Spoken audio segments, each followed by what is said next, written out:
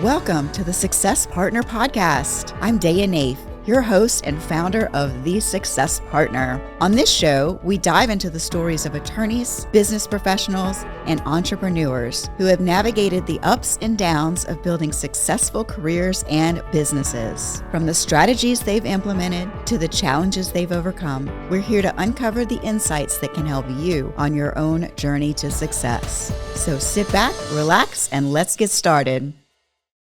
Welcome back, everybody, to the Success Partner Podcast. I am your host, Daya Naef, and today we have Dave Rosenberg in the studio.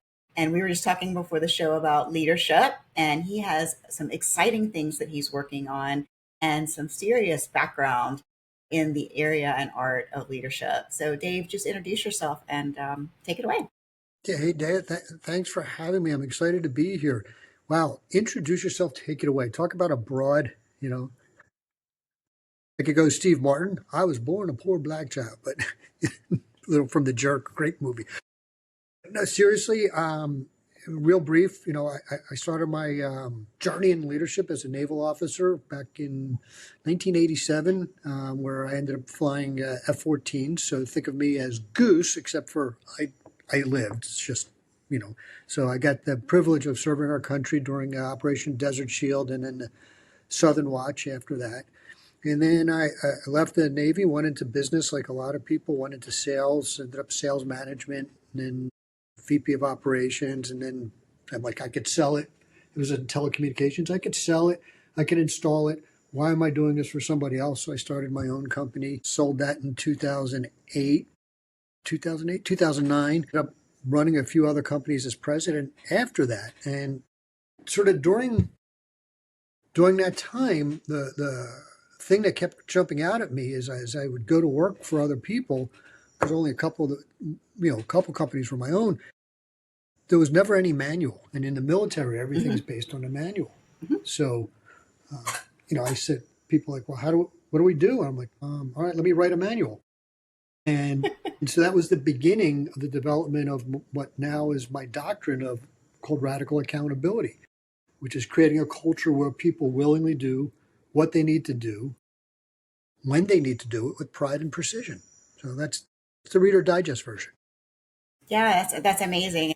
Like we kind of mentioned, it's like, so leadership itself as a core principle is not something new.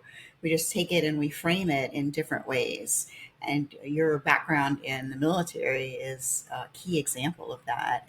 So you're also telling me about sort of an educational trip that you're planning or group that you're planning for next summer. Tell us about that.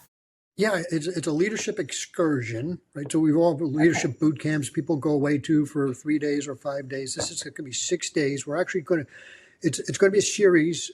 This will be the first one a year from now, June of 2026, called Command Expedition, like leadership lessons from iconic battlefields. First one is Battle of Britain. We're going to England for 6 days, June 6th through the 12th.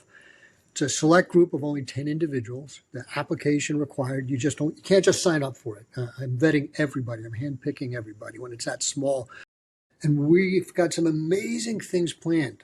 We start at the Churchill Museum, where I have behind the scenes, before the doors open, a tour with a historian, not a docent, an actual historian. We're going to dig into Churchill's leadership.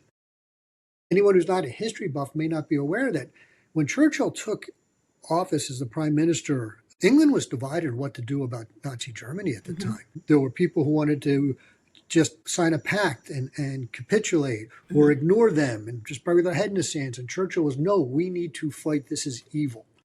And he actually got all of England in line with his vision.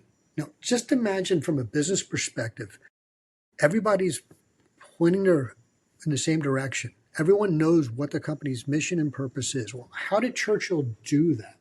We're going to dig into that. He was also a master of time management. Famously, he didn't actually get out of bed till 11:30 every morning and get more done any day than any two other people.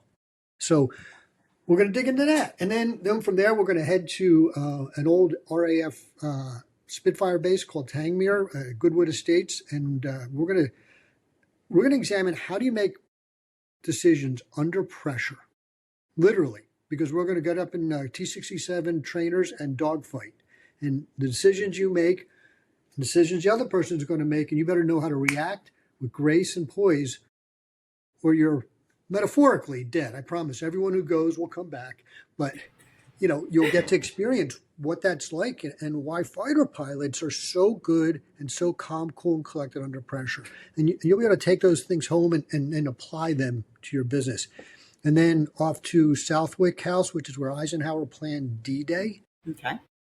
D-Day was the largest amphibious landing in the history of mankind, still to this day. 5 divisions, 3 different countries. So imagine sort of the coordination there. But the amazing thing is when he first did his first amphibious landing in Africa, which was Operation Torch 5 years prior, it was horrific. It was an abysmal failure. We almost lost the war early on. And instead of blaming others, he has this ability, Eisenhower, to look and say, what did I do wrong? He took complete ownership and learned his lessons. They got better in Sicily, better in Italy. And so by the time D-Day came around, they really knew what they were doing. And the result, of course, is we're having this conversation in English and not German. So absolutely. There were definitely some pivotal things that went on then. And also I love Churchill and war history as well. So my eyes lit up when you're talking about flying, doing dogfights and whatnot. So I may be applying to come on your program. What if I were a business owner now and I'm listening to this on my, way back from lunch or something like that? What's happening for me that says I need to call Dave and get him in here right away? It's probably what's not happening for you, right? What's not happening is people aren't making the decisions for you. They're coming to you with problems instead of solutions, right? In the military, you didn't send every question up like to the Pentagon. You couldn't do it. You can't fight a war that way. Decisions need to be made at the lowest tactical level possible. And somehow that happens. When I was at Operation Desert Shield, we were 111 days at sea. We didn't know what was going on. And the guys on the flight deck, enlisted guys, the average age was 19. And they're making life and death decisions literally every single day. So if your business is going where you need to make every decision, that means you don't get to focus on your real job, which is the strategic partnerships and growing the business, right? What's the next iteration? Thinking ahead 2 to 3 to 5 years instead of what's going on right now or what happened yesterday, even worse.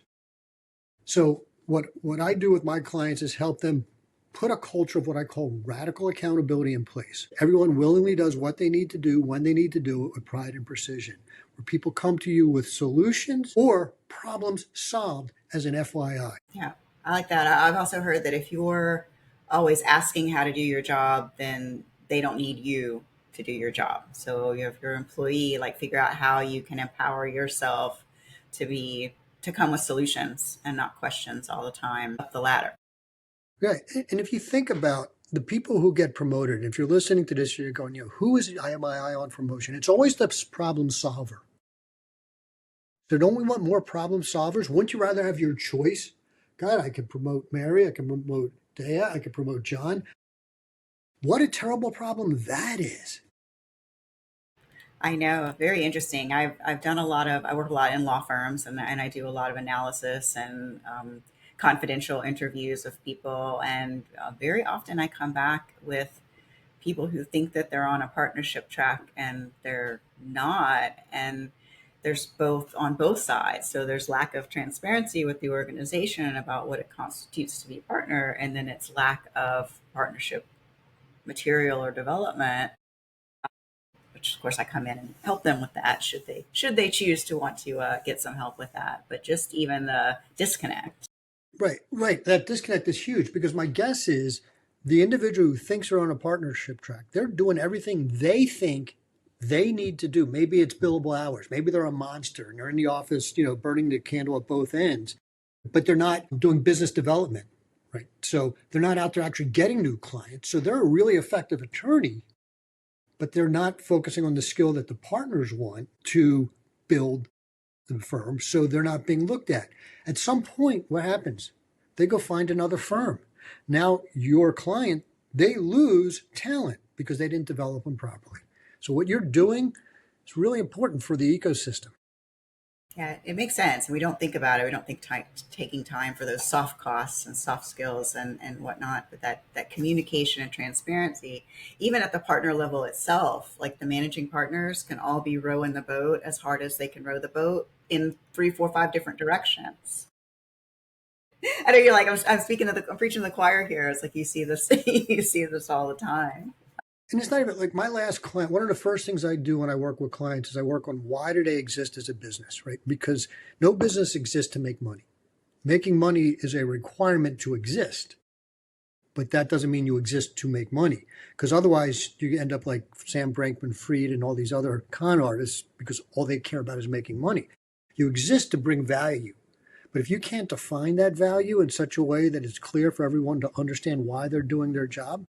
And so I had this client who thought they had 4 different avatars, 4 different ideal clients because they had different divisions. They thought each one served a different avatar. We spent a solid day today together and we figured out, this was a year ago, they actually had one avatar. That changed the dynamic for how they made decisions because instead of rice bowling and siloing, no, I can't support you because my client is this client and your client is that client. It was, wait a second, it's all one client. And now everything changed and they just had their biggest quarter from EBITDA, which is really where the rubber meets the road, ever in their history, just last quarter. That's awesome. I love it when I have authors on as well. So tell us about the book while we're here.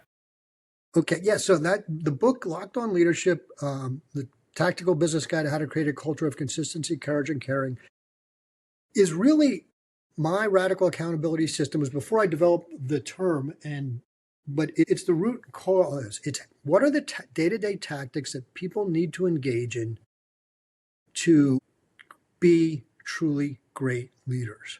And it starts with your leadership strategy. So people think I have a business strategy. We all know what that is, but what's your leadership strategy? Well, for me, and I think this is true for all great leaders, your leadership strategy is to take people and set the conditions so they can become self-actualized, be the best them they can be. And sometimes that means helping them elsewhere out of the company because they're not a good fit. What they want to do, what they're meant to do, what they were born to do is not whatever it is they're doing for you. Great. Support them in that growth and you'll gain the loyalty of everybody else, even though they're moving on. So what do you need to do that? It's all laid out in my book. It's really a step 2 how-to from the strategy through the tactics and into finally the skills. Most people go backwards. They do skills. They say, how do I communicate clearly? How do I do conflict resolution? How do I make better decisions? All important things. But a skill in the absence of tactics is nothing but a parlor trick. Tactics, however, need strategy to give them meaning. Sun Tzu in The Art of War once said, strategy without tactics is the slow road to victory. Tactics without strategy is the noise before defeat. Tactics without strategy is busy work. So I start with strategy, which gives your tactics meanings, and now allows you to focus on the skills to execute those tactics. And when you understand that, then any situation that comes up, you know how to evaluate it and what you need to do. I love that. So I know you're an author and a speaker, and how do people work with you in other ways? So I do coaching. Right now I do leadership team coaching. So if you said, who's my client? How did they come to me? They came to me with that problem. It's not just the one person at the top unless they're a small company. Who is the leadership team? And getting them, to your point earlier, partners going in different directions. Let's get going in one direction. Let's give you a common language, a common model, right? That's what the doctrine of radical accountability does so that you can now execute and support each other and elevate other people. Build your bench strength. So as the company grows, you can hire from within, from leaders who understand your culture and are fit for your culture. And so I work with leadership teams and they would contact me. We'd have a free, I call it a strategy session. We just discovery call. What's going on? And can I really help you? Because if I can't, I'm not gonna allow you to hire me. It doesn't make sense. It's true. And then we go from there. That's great. So how do we find you, Dave? My website is lockedonleadership.com, LOCKEDON leadership.com. Scroll to the bottom and reach out, contact me page or send me an email. All the information is there.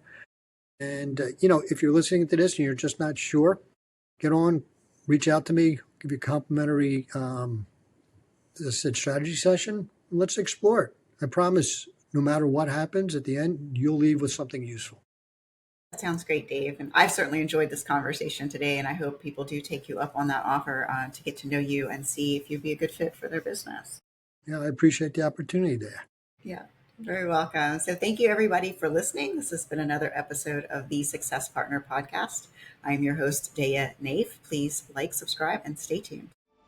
Thank you for joining us on the Success Partner Podcast. I hope you enjoyed today's conversation and found some valuable takeaways to apply to your own business journey. Remember, this show is brought to you by The Success Partner, where we help small law firms and business owners achieve unparalleled success through strategic guidance, operational excellence, and effective marketing. If you're ready to take your business to the next level, visit thesuccesspartner.net to learn more.